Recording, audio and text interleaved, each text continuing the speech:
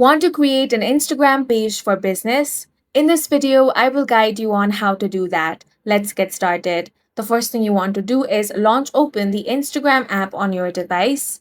Now, tap on Create an Account option. Then you want to enter your username. Now tap Next. Now you want to create your password, then tap Next.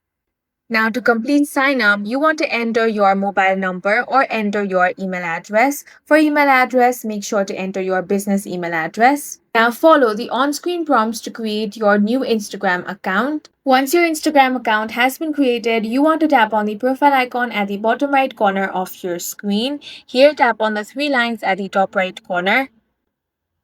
Find the option of Account Type and Tools. Then tap on Switch to Professional Account. Now tap Next. Now select your category. Then tap on Switch to Professional Account. Here, select Business and tap on Next. Now you want to enter your contact info such as your business email address, phone number, business address. Then tap on Next. If you want to connect to Facebook, tap on Log into Facebook. Otherwise, tap on Skip. Now, you will need to set up your professional account.